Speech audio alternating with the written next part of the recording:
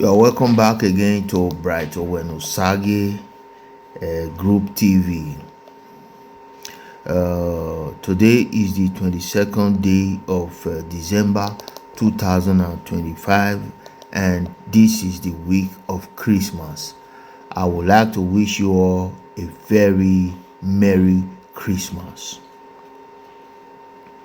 So, in this channel, we're going to be discussing about the challenges that we are facing as a people. We'll be talking about Edo State, we'll be talking about Nigeria, we'll be talking about all the challenges around the world. We have got a lot of things to talk about. We talk about politics, we talk about our challenges, our political challenges, the challenge in our society, and we give recommendations. So today we are going to talk about the former governor of Edo State, Godwin Obaseki. So on this episode, I call it episode 2, and I title this episode Godwin Obaseki and the Spirit of Vendetta. You see, if you understand Obaseki, you will always understand and see his way of approach. His manner of approach is always like that of a vengeance, a man who comes for vengeance, even when there is nothing to revenge about. Anyway, that for that. Today, on our previous episode, we talked about the lost battle of Governor Monday Okpebholo. Governor Monday Okpebholo is the present governor of Edo State. He's an APC governor, but he is the governor for everyone in Edo State, irrespective of their political party. We talked about him, and we gave recommendation in regards. So today we are going to talk about the former governor, Godwin Obaseki, what we observe, what we believe he should do going forward, and the possible outcome if he hold on to this advice. Firstly, who is governor? Who was the former governor, Godwin Obaseki? Godwin Obaseki was a man that was introduced to us by Adam Soshomole. He is from the Edo, he is a core Edo man, and he is from the capital, Oredo. But the former governor, Godwin Obaseki, has an attitude. He has this attitude of when he click on something, he just hold on to it. Like an idea. If he click on an idea, he hold on to it. It becomes a personal. It makes it into a personal issue. Sometimes these are just trivial matters that could have been easily resolved, by talking. So that is why today, if we want to talk about the former governor, Godwin Obaseki, we're going to use a holistic approach to deal with this issue.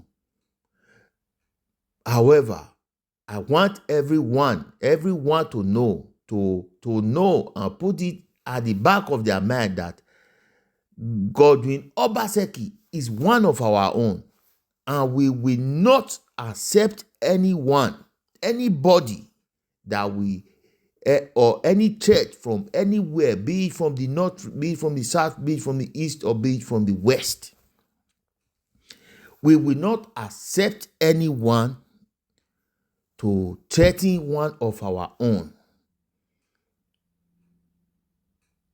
irrespective of whatever I am going to say or my opinion about him. He must be respected as a human being, and he has the right to be safe in his own country and is in his homeland. He has the right, inherent right to be safe, and he has his inherent right to give his opinion. Okay, now let us go. I understand. I could say that the former governor, Godwin Obaseki, I could say, there are some issues. I will not use disorder in this approach. Rather, I will use issue in this manner, okay, instead of disorder. So he has the former governor has this narcissistic personality issue. It was somebody, if you do him something, hey, now wow, Governor Godwin Obaseki, he will not leave you until he punish you. So that was who he was, and I can assure Godwin Obaseki that if he wants to work on that, I can give him that support, but it has to be a paid service. I'm qualified for that. I can give that kind of support, a therapeutical support to enable him get out of that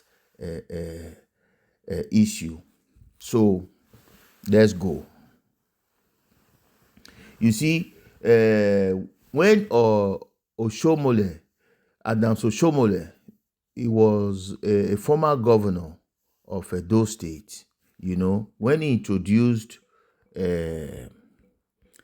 Godwin Obaseki to us, it was all with all the praises, accolades. He gave him all that anyone could ever, all the appraiser anyone could ever lay on a man.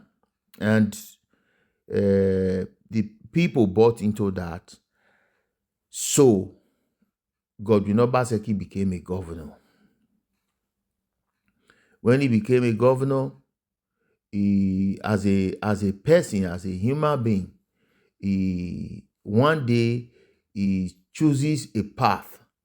The path that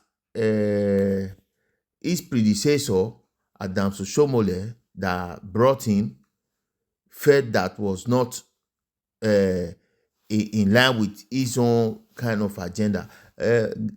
Godwin Obaseki said, "God, forget. This is my own term, and I want to walk in my own ways, in my own terms. This is my government. I want to do things in my own way." So the brawl started, and I tell you, Godwin Obaseki would not back down or back off for anybody. That is who he is. That is this person. That is this person. He carries this whole thing that he cannot do away with. So they fell out, and Adams Oshomole have to choose his own path away from Godwin Obaseki's path. And later, at the end of towards the end of that first tenure of his government, he now found out that he needed a fresh party to align with. He needed a fresh platform to contest. That was how he came to PDP. He left the APC, the All Progressive Congress, APC, where he was a governor, through which he became the governor, and he now came to PDP, the People's Democratic Party, PDP, Edo State, and he was welcomed. Danobi was then the chairman. Everyone campaigned for him along. Some group of persons were not in support. He had so many rivalry. People that were not in support of him coming back again to be governor. But Godwin Obaseki was able to tell the people that look at what is going on, look at what he wants to achieve, and that this is good for the people. And the people bought into it again, and lo and behold, we were able to kick out this other set of opposition that became the opposition. And Godwin Obaseki got his second tenure to be governor. However, when the second tenure started, this was where the whole thing started looking like the old ways. Again, it started going back like the old ways. The platform, the PDP platform that he came into, the persons that gave him those platforms, one by one, he started dismantling them. You could see ego, you could see the grandiosity, in his behavior, that every one of us became like, no, this isn't right. So then I could understand that it was just this person that, when given the opportunity, if he comes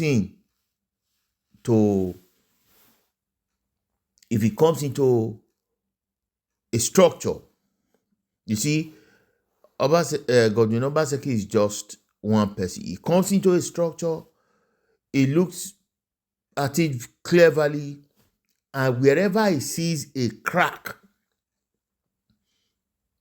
I tell you, if Godwin Obaseki sees a crack in any structure that he goes into that accommodates him, he's going to shook a knife in it, and he will start working on it. He will start trying to divide it. It will not listen. It will draw out his own agenda. You understand? So that was how the whole thing started in PDP, and it became a really tough situation. People could not contend with him. He came with his deputy governor, Philip Shaibu. He fell out with Philip Shaibu. He was breaking. He had an idea. He was breaking down walls to raise up fresh walls. However, there could have been a place, a junction, a point where he could have been able to make meds, make meds between the old walls and the new walls. But he didn't understood this. So he was breaking walls to raise up other walls, to raise up new walls. and he forgot that even the new ones he was going to raise could be worse or not too superb like the older ones. So he fell out with so many persons when it came to PDP. When he was going towards the middle of his tenure, he fell out with nearly every person that is deemed a threat to his administration. But one thing was clear. Obaseki had this belief that, look, drawing from the past governors, democratic governors of Edo State, that it looked like the central Edo Central has not produced a governor. So he said, no, let us give the chance to the ESA, the Edo Central, to produce an aspirant to become a governor of Edo State. And everyone, all other political party, the opposition party, they bought into this idea that Godwin was selling, that the next governor of Edo State should come from Edo Central, among the Esan ethnic, So even when he did that, even when that was being promoted, Godwin Obaseki started having the feelings within that his agenda wasn't going to work. When we were going into the primaries, not even the election proper. It was the primary when political parties were to start preparing the primaries. So Godwin Obaseki woes started with him.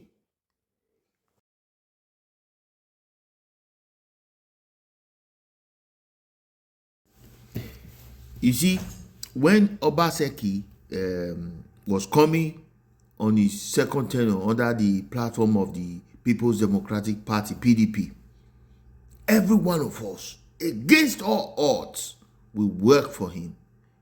We work for him because we bought into his ideas. We felt his pain. We could see that some of the things he was doing, we cherished it. We held on to it because we wanted these things to continue. So we held on to that, and we against all odds, even when the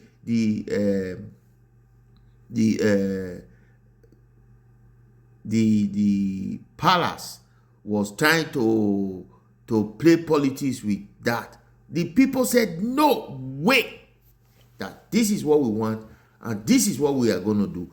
And we brought back Obaseki under these odds. We brought him back, and that was a swift win, and that he will never forget.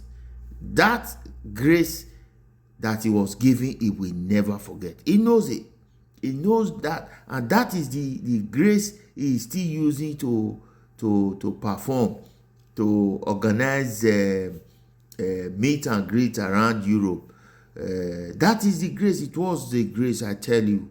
It was a grace that was given to him. That is not a joke. It was against all odds. We all said, nah, because we saw what he was doing, and we bought into some of those things. However, power is transient. Fight is inevitable. Opinion from different places are always constant. People sharing different ideas is basics. It's all that makes us grow. Collective ideas will make us grow. makes us take step by step and step. But when he became like no any other person could talk to this man, he has his own. His own must come to pass. Then the problem started. So he really did not show. Godwin Obaseki did not show gratitude to the people that actually did all those work for him. He didn't show no gratitude, and he didn't show no mercy. In his second tenure, he went to go and destroy those houses of the poor at Orege. It was a shame. It was a shame. Government should, the Nigeria government and all governors in Nigeria should have an approach towards the individuals abode, people's properties. There must be an empathical approach when it comes to these matters, because these matters are not small matters. It goes a very long way to affect individual, to affect the lifestyle of persons. You can't seize people's land, you can't destroy people's houses without having an empathical approach, irrespective of what you think. So they talk about he went into some space of land in Orege, and people had already encroached into those lands. They already had houses there, and he started destroying them as in government property, later to be resold. What is all that for? What is all that for? Every government in Nigeria, that was how some persons, the federal minister of Abuja the other day, Yeson Wike, was approached by, was stopped by a personnel, on site, because they were destroying people's property. You can't just, because some others are poor, they can't, because they can't do anything, you just take away their will. That is unfair. That is unfair. That is unfair. So Obaseki has this narcissistic personality issue, that when you approach him is always difficult. You can see it. So that is the fight he had with so many personalities, So I don't really understood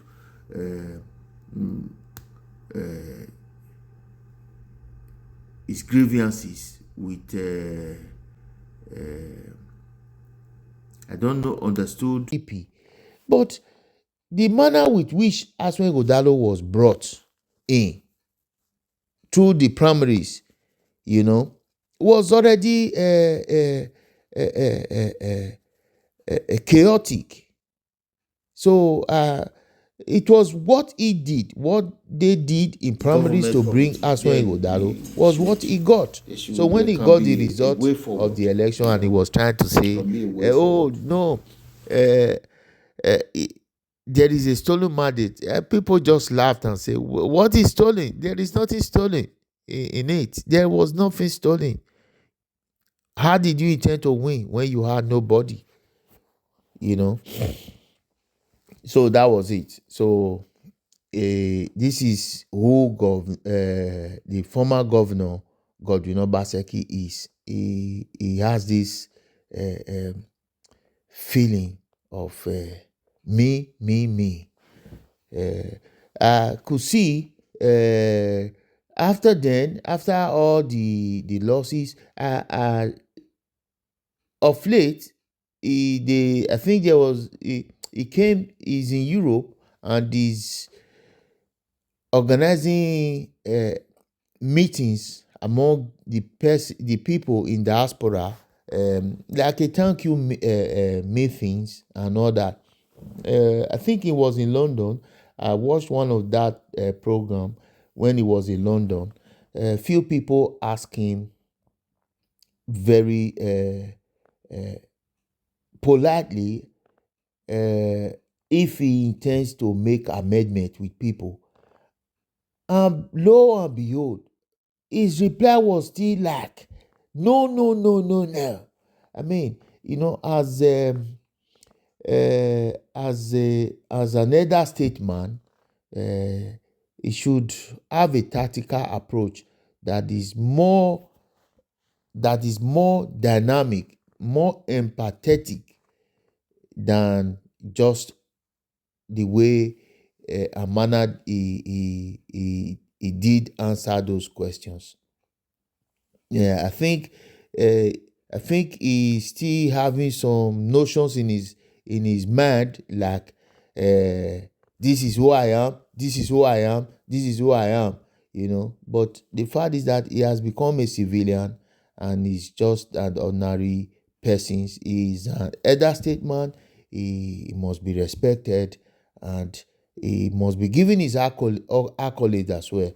He has done well. No one can dispute that he did well. He did well. But there are some other approaches that he must start applying to to be able to resolve his day-to-day challenges. So this is just one of the many stories we will be discussing about Godwin Obaseki. I would like to hold on for now.